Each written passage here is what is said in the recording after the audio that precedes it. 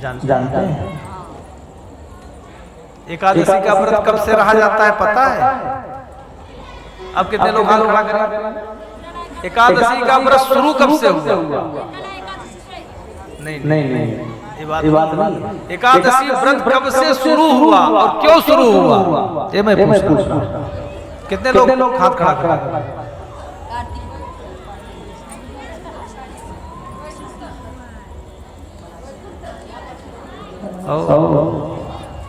चलिए मैं थोड़ी चर्चा करूं, अगर आप लोग कहें तो करूं। पहले तो एकादशी की उत्पत्ति कैसे हुई इसको जानो, कि एकादशी की उत्पत्ति कैसे हुई और कब से इस व्रत को रखा जाता है, क्यों रखा जाता है, और जो नहीं रखता उसको क्या भुगतना पड़ता है। मैं पद्म पुराण की थोड़ी सी चर्चा कर रहा हूं। पद्म पुराण में इसका विस्तार से वर्णन है कि एक बार शंखासुर नाम का एक राक्षस था, और वह जो है भगवान ब्रह्मा जी से जो है वह वेद को चुराकर और ले जाकर के उसे जो है अपने ऐसे निर्जन स्थान में स्थापित कर दिया कि सारे देवी देवता उसको खोज नहीं पाए। और उसी समय भगवान श्री हरि विष्णु जो है वह हयग्रीव अवतार, आपने सुना होगा हयग्रीव भगवान की, उसी समय भगवान ने हयग्रीव अवतार धारण किया था। और हयग्रीव अवतार धारण करके वो जाते हैं और शंखासुर ने जहां वेद को चुरा कर रखा था उसको लेने के लिए, और शंखासुर से और भगवान श्री हरि से युद्ध होता है। सारे देवी देवता पराजित हो जाते हैं, भगवान भी रण छोड़कर भाग जाते हैं। शंखासुर इतना वीर था, इतना पराक्रमी था कि भगवान श्री हरि को ही भागना। भागते भागते भगवान गए कंदरा में और वहां तान दुपट्टा सो गए। शंखासुर पीछे पीछे भागा, जैसे वहां पहुंचा वैसे भगवान ध्यानाग्नि में लीन हो जाते हैं और उनके उदर से पेट से एक दिव्य ज्योति प्रकाश पुंज निकलता है और वह शक्ति रूप में परिणित हो जाता है। शंखासुर ने देखा कि इसके पास ऐसे ऐसे दिव्यास्त्र हैं कि अब उसके सामने ठहरना मुश्किल है। शंखासुर तो उसके चरणों में गिर पड़ता है, कहता है मुझे क्षमा कर दो, शरणागत की रक्षा करो। और जो वह दिव्य प्रकाश पुंज निकला था, जो एक शक्ति स्वरूपा भगवान के उदर से प्रकट हुआ था, उसका नाम था, भगवान ने एकादशी रखा। क्या नाम रखा? एकादशी। और एकादशी ने मूर उस शंखासुर को जब पराजित किया और मूर को जीवन दान दिया, तो भगवान ने कहा हे देवी, अब तुम इस संसार में सदैव विद्यमान रहोगे। राक्षस ने हाथ जोड़कर निवेदन किया, कहा मुझे क्षमा करो। एकादशी ने कहा तुम्हें संसार को त्यागना होगा, त्रैलोक में तुम्हें कहीं स्थान नहीं मिलेगा। उसने कहा तुम कहाँ रहो? श्री हरि का जो शरणागत होता है भगवान उस पर कृपा करते हैं।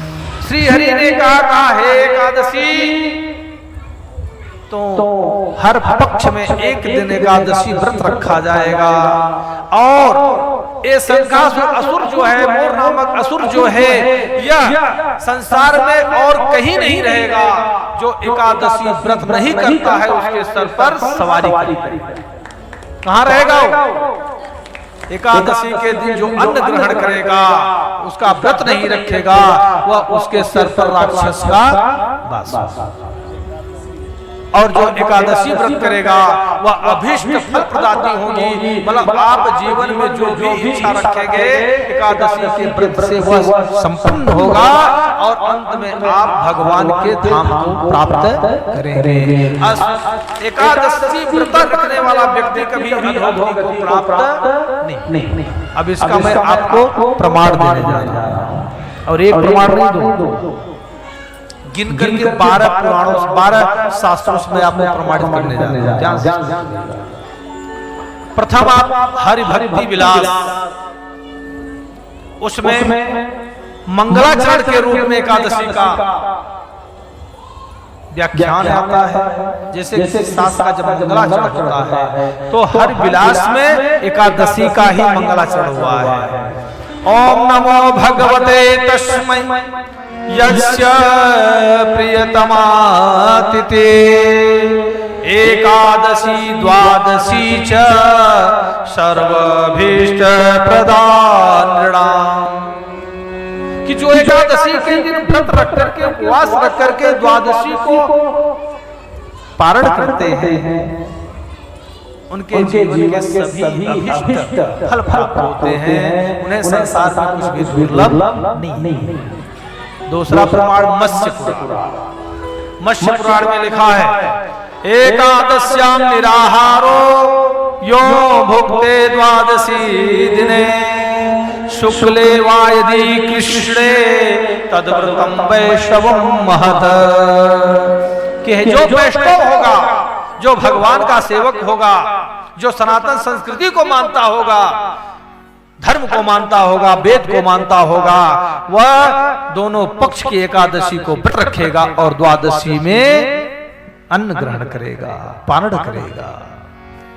और अग्नि पुराण में फिर प्रमाण आता है एकादश्याम न भुंजित व्रतम में तदवे वैष्णव।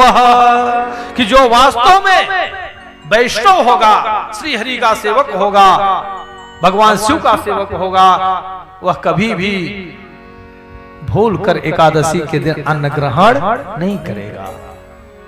और जो एकादशी के दिन अन्न ग्रहण करते हैं, विष्णु पुराण में, विष्णु स्मृति में उसका वर्णन आता है एकादश्याम न भुंजित कदाचित यमी मानवः। यदि हम मानव हैं, देखिए अभी तक वैष्णव की बात आ रही थी, लेकिन विष्णु स्मृति कहती है यदि हम मानव हैं, मनुष्य शरीर परमात्मा ने हमें आपको दिया है, तो एकादशी के दिन हमें कभी अन्न ग्रहण नहीं करना चाहिए। स्कंद पुराण भी प्रमाणित करता है मातृहा पितृहा चैव भ्रातृहा गुरुहा एकादश्याम तु वो भुक्ते विष्णुलोकाच्युत भवेत्।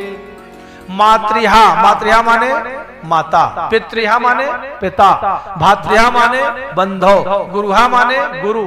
कि जो माता पिता गुरु बंधु भाई की हत्या का पाप सर पे ले सकता है, उनकी हत्या कर सकता है, परंतु उतना पाप नहीं लगेगा जितना एकादशी के दिन अन्न ग्रहण करने से पाप लगता है। और ऐसा पापी अगर ब्रह्मलोक में जाएगा तो वहां से भी वो गिरा दिया जाएगा, उसको वहां स्थान भी नहीं मिलेगा।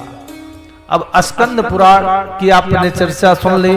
ब्रह्म आर्यत पुराण क्या कहता है स केवलम अघे भुक्ते यो भुक्ते हरिवासरे।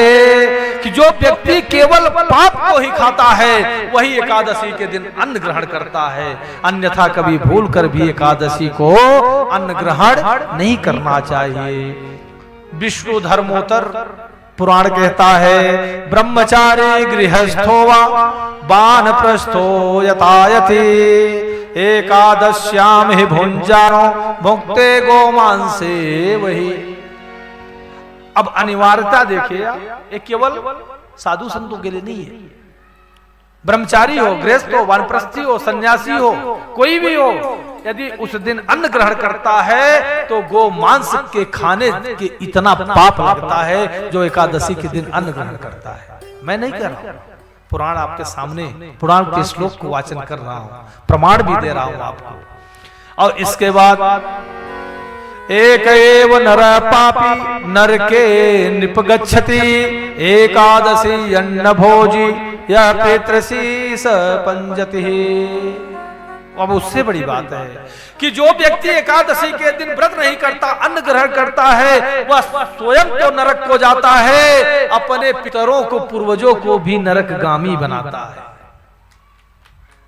उनका भी उद्धार नहीं होता है।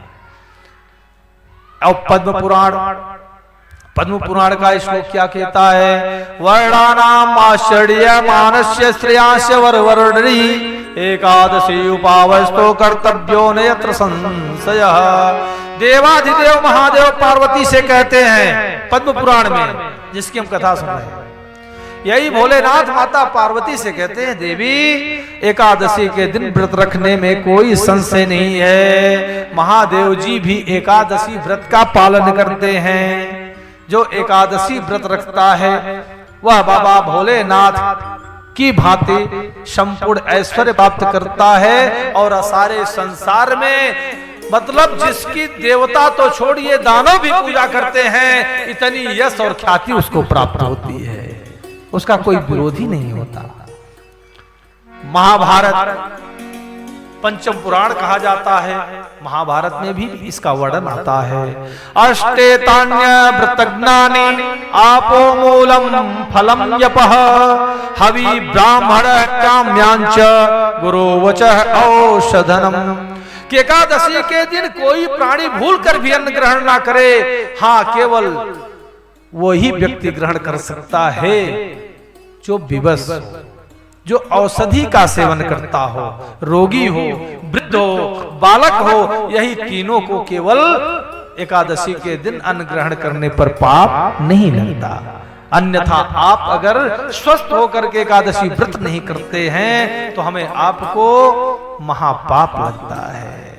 भविष्य पुराण 10वां प्रमाण देखिए, भविष्य पुराण का एकादश्याम निराहारो यो भुक्ते द्वादशी दिने न स दुर्गति आपनोति नरकानि च न पश्यति। जो एकादशी के दिन व्रत रखता है, निराहार रहता है, बिना भोजन किए रहता है, द्वादशी के दिन वह भोजन करता है, वह कभी दुर्गति को प्राप्त नहीं होता है और कभी स्वप्न में भी उसे नरक का दर्शन नहीं होता। वह केवल भगवान के वैकुंठ धाम को ही जाता है। गरुड़ पुराण जो जीव का सबसे बड़ा कल्याण का पुराण कहा जाता है। एकादशीं व्रतं भक्त्या करोति नरः सदा स विष्णु लोक व्रजन्ति यान्ति विष्णु स्वरूपताम्। कि जो जीवात्मा, जो मनुष्य एकादशी व्रत करता है वह मृत्यु के उपरांत श्री हरि विष्णु के धाम में स्थान प्राप्त करता है, विष्णु भगवान का सामीप्य पाता है, श्री शिव के, श्री हरि के चरणों का आश्रय प्राप्त करता है। अंतिम प्रणाम विष्णु पुराण, अंतिम प्रमाण देने जा रहा है। यह करोति नरो भक्ता एकादशीं उपोषणम यह याति विष्णु लोकस्य प्राप्ति विश्व स्वरूपताम। कि जो इस प्रकार बताए गए एकादशी व्रत का पालन करता है वो लेश मात्र भी संशय नहीं है, वह भगवान के धाम को अवश्य प्राप्त करता है।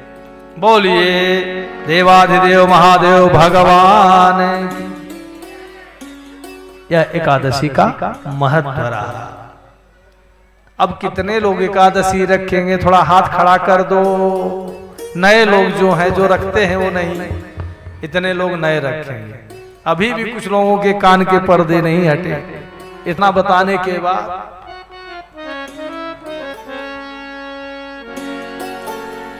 भैया एकादशी व्रत रखना चाहिए। हाँ, कोई व्यवस्था है तो उसके लिए अनिवार्य नहीं। जैसे आप रोगी हैं, बिना भोजन टेबलेट नहीं ले सकते हैं, तो शास्त्र भी उसकी अनुमति देता है कि आपके लिए कोई पाप नहीं है।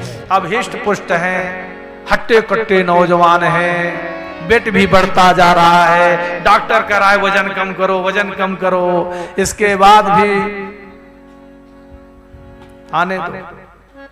जो भी आइटम अच्छे लग जाए प्लेट पर प्लेट चलने दो।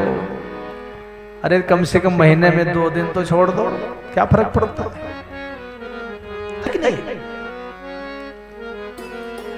देखिए कथाएं हमें आपको यही शिक्षा देती हैं, यही ज्ञान देती हैं। पुराण जो लिखे गए हैं वो हमारे आपके जीवन जीने के मार्ग बताए गए हैं कि जीवन कैसे जिया जाए। जीवन जीने के तरीके क्या होते हैं, जीवन जीने का जो एक नियम होता है, जीवन जीने का एक